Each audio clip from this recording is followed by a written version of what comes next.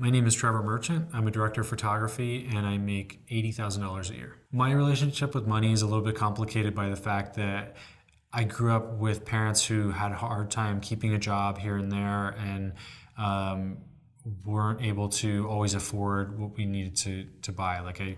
Sometimes I would have really nice clothes and great backpack and go to school with all my school supplies, and some years we wouldn't have Christmas. And so I always felt like there was this sort of irresponsibility, but also struggle. I always had this complicated feeling that, well, if my parents just knew how to budget, we'd be fine. But then there were other times where we were, had enough money and it was no big deal. I kind of inherited my parents' money problems. So I had to learn strategies to hide money from myself. I have kind of a feast or famine sort of budget where sometimes as a freelancer, you don't make any money for a month and then you make 3 months worth of money in a week.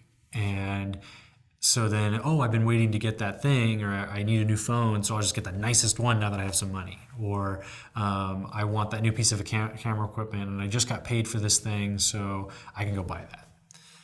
But I have to create some sort of discipline for myself to stick to a budget, and that's been really hard for me. I have to set up automatic transfers and that sort of thing so that I never see certain amounts come in or out of my accounts and they just go to places that I can't touch. My wife and I are pretty fluid with our budget. Sometimes we spend quite a bit of money in one month and we'll spend a little bit less the next month. Things like buying a new ski pass, or if I need stuff to go up to the mountains and gear, that gets pretty expensive. And then other times we aren't going out as much or we're not traveling that much. And so our expenses for that month are lower.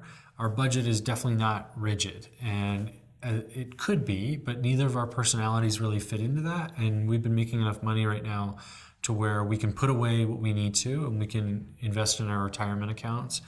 But I would like to, in the long term, take the money that we might go out and spend on dinner or on, something to buy, fill up our house with stuff. I'd rather take that money and invest it into buying a second home that we could move into and keeping our current home as a rental property.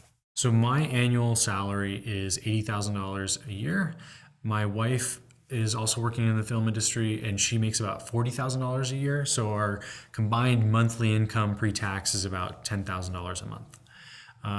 We take out about $3,000 for taxes, $450 for retirement, which will go up soon.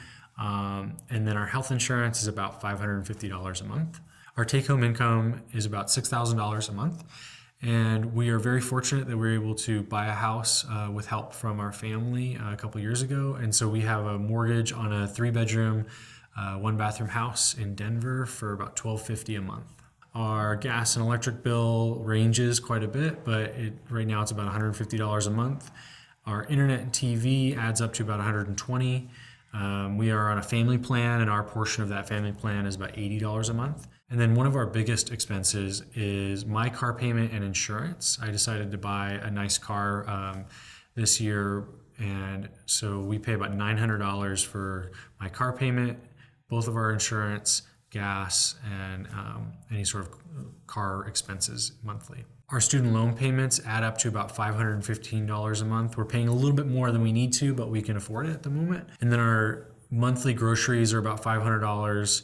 And then I would kind of tack on our entertainment expenses to that. So when we go out to eat or out to bars and restaurants, it's another $500. So about $1,000 in consumables. Each month we have about $100 in subscription fees, whether that's Amazon Prime, Hulu, Netflix, or even some stuff for my business, but I deduct those expenses.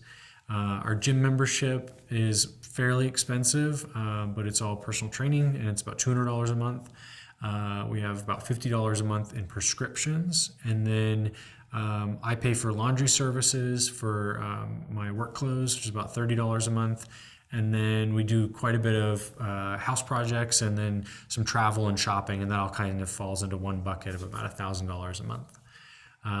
Left over, we have roughly $600 a month, and we put that into our personal savings account for a rainy day.